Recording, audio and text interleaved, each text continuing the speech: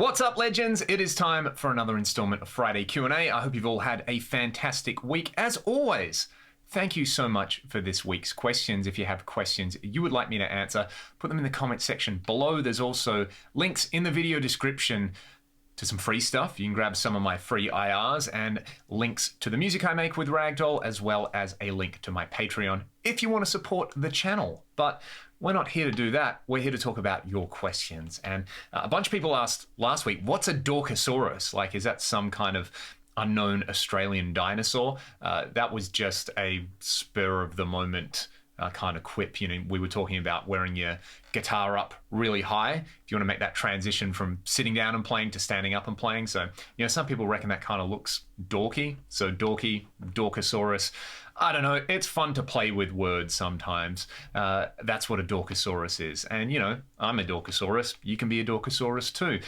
On to some more serious questions regarding guitars, music, and guitar gear. This one is from Lyric Bread. My opinion on low output pickups versus high output pickups, given the most modern high gain amps have plenty of gain on tap.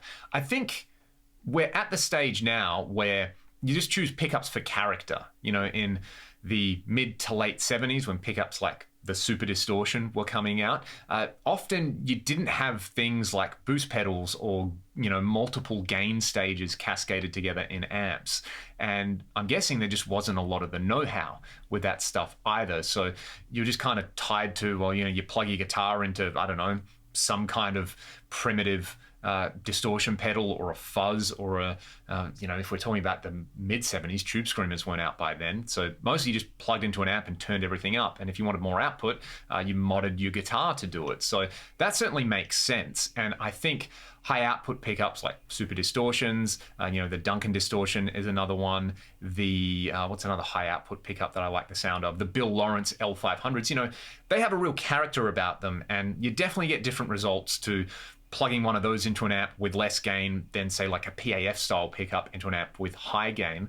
I think a lot of people are rediscovering that, you know, the kind of character you get out of something like a low output or medium output PAF style humbucker into a high gain amp is kind of interesting. And I guess if you get, you know, what's coming out of this to sound the way you want it to sound, you probably don't have to do as much at the amp, which is kind of nice. But, you know, using a graphic EQ pedal or using a boost pedal or a tube screamer as a boost or an SD1, whatever you want to do, I always just kind of think of that as like, that's pre-gain stuff. So the pickups are a pre-gain tone shaping tool. And one nice thing about kind of low output pickups as well is that they will have a different resonant frequency and a different kind of resonant peak on there as well, which is going to contribute to that character. So it's all about character at the end of the day. Another question came up about this guitar, I guess. This is a PRS Mirror, by the way, and this poor guitar survived on tour with me, the first US tour we did. I bought it from Norman's in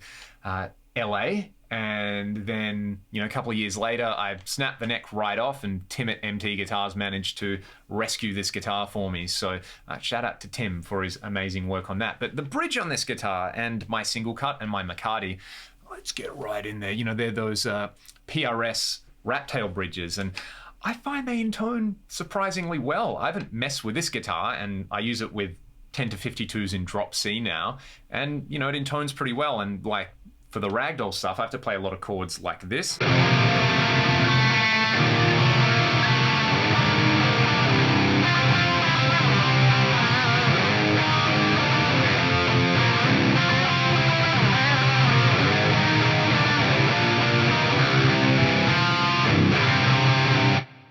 And I kind of add vibrato to chords anyway, so I find it works pretty well. With a cleaner sound though, you can do all your kind of nice, shiny, sparkly chords.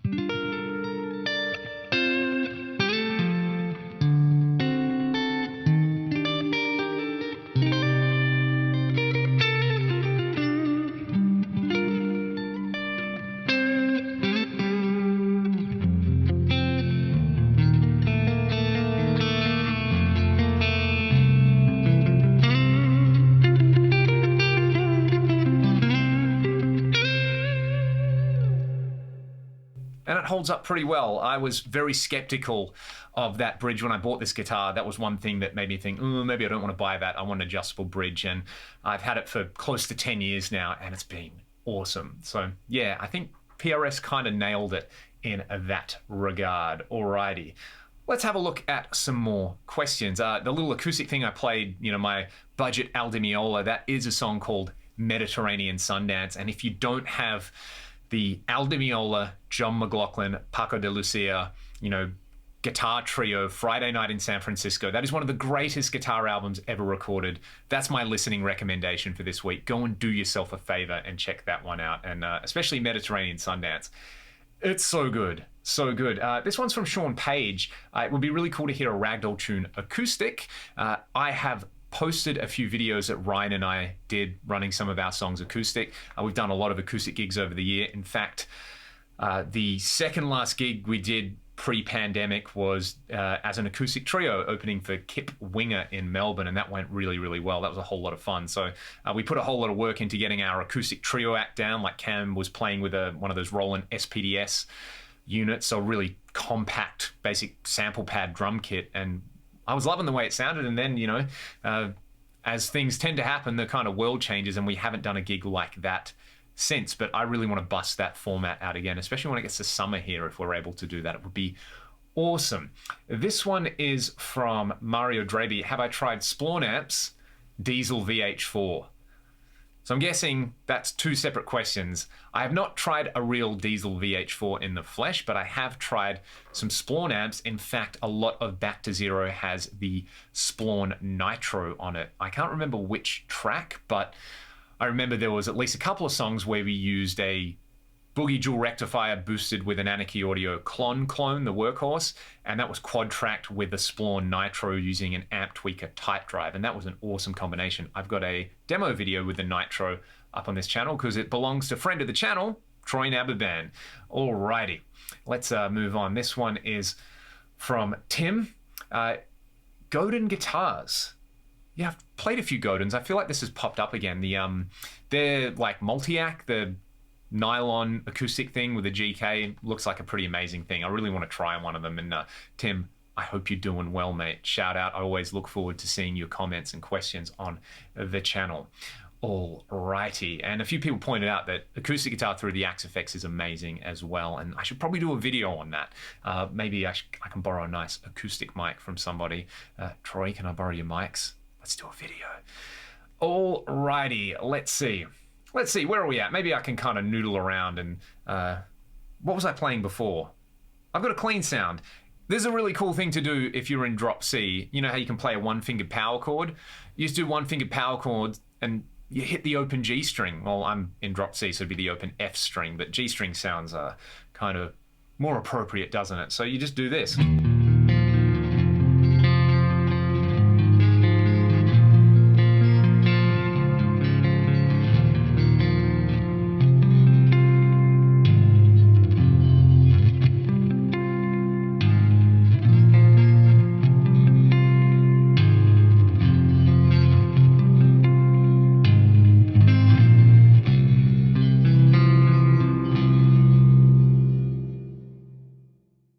Actually getting a little bit of string rattle on this string, which normally means it's time to change this set of strings. Anyway, they sound okay.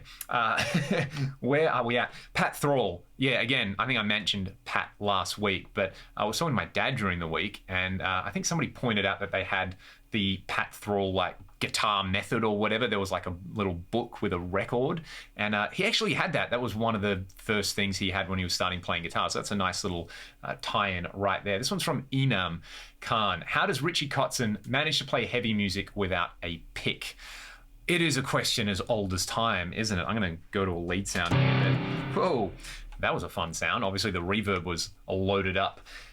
What was I going to say? Richie Kotzen without a pick. Yeah, it's kind of interesting because Richie uses a lot of legato, obviously, and like I wouldn't call the Winery Dogs like heavy. They're kind of a rock band, a hard rock band, maybe.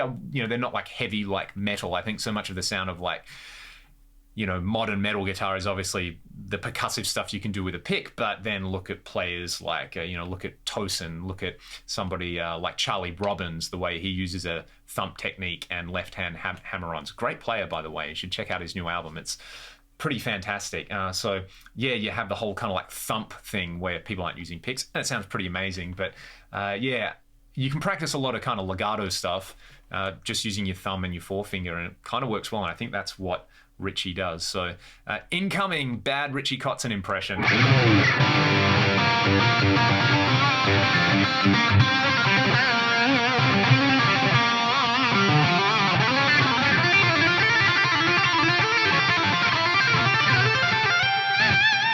Hey, I said bad impression, there it is. But yeah, it's worth practicing that technique. You get a really cool tone out of using flesh with that legato sound as well. I think it mitigates the clickiness of a pick. Something worth practicing. This one's from Brian Burton. Still waiting for the Judas Priest video. It's coming. I wrote a big, long list of 5 killer riffs videos that I want to do, and I'm working on one at the moment, and Judas Priest is about halfway down that very long list, so we will get there very soon. Curious to know whether you shield your guitars or not and your opinion about it. Most of the guitars I have are shielded. I particularly like the way my Hamer guitars do it, where they actually use a paint in the pickup cavity that's shielded, so you just kind of spray that in there and it works really, really well. This one is from Red Common. Rather than a new synth guitar design, I would appreciate if Boss designed a new GK pickup, as would I. Feels like we're ready for well, it wouldn't be a GK4 because, you know, there's that weird superstition Roland and Boss have about having 4 in there. My understanding is that somehow that's unlucky in Japanese culture. Feel free to correct me because I just read that somewhere on the internet. So like a GK5 pickup would be pretty awesome. I would love that, and I would love some more GK enabled things out there, but I still stand by. I think that kind of Boss synth guitar looks pretty cool, and I think there are people who will get some use out of it. Alrighty, this one is from Eric Olson. Speaking of Hughes and Thrall, ever notice that Muscle and Blood appears to have been the inspiration riff for sometimes from the first King's X album? Yeah, I don't know if it's a direct inspiration, but it's a real similar rhythmic figure. But it is one of those kind of rhythmic figures where, you know, there's a lot of stuff from the 80s which has that. Maybe they were all inspired by Hughes and Thrall. You never know. I know the Abbott brothers both absolutely loved that album, which is actually where I first heard about it. Vinny and Dime in some interview talked about how that was like their, you know, ultimate kind of cult classic album, which I think is pretty cool. Alrighty, we're kind of near the end of the questions here. A Leon Todd sitcom, String Theory, make it happen. I've read that comment and I already had some terrible ideas. Like, yeah, wait for April Fool's next year. Maybe I'll do something. Alrighty, a few more questions. When will we see any Queensryche stuff, Joshua Floyd? Even sooner than the Judas Priest stuff, I promise. There's a band I'm doing the next 5 killer riffs video on, and then the one after that will probably be Queensryche. Yeah. Alrighty. I feel like there was one more question that I've probably missed or that someone asked. This one comes from Courtney. Any ideas to bring back Pimp My Riff as a general idea? That is something that maybe we could do on the Discord server. So if you want to join the Discord and offer that idea up, that would kind of be cool, and it would mean that other people could play along. The only reason I haven't done it is I've just been so busy over the last year doing this stuff and a whole bunch of other things as well. And, you know, I've basically been trying to pimp my own riffs and give that priority. But yeah, that would be a really fun one on the Discord server because we're working on a new backing track that's going to be up hopefully in the next month or two, which is kind of fun. So maybe that would be a nice way to augment that. We can all pimp one another's riffs. Speaking of riffs, I'm going to play some stuff on here. Ulm? What's Ulm? I don't know. It sounds like some kind of lost mythological seafaring civilization. I'm going to play you all out. If you've got questions for next week, please put them in the comment section below. I hope you all have a fantastic weekend. And I might put a little bit of a Ragdoll Potato Cam up at the end because we did a show last Friday that was really, really fun. Stay excellent, everybody. See you then.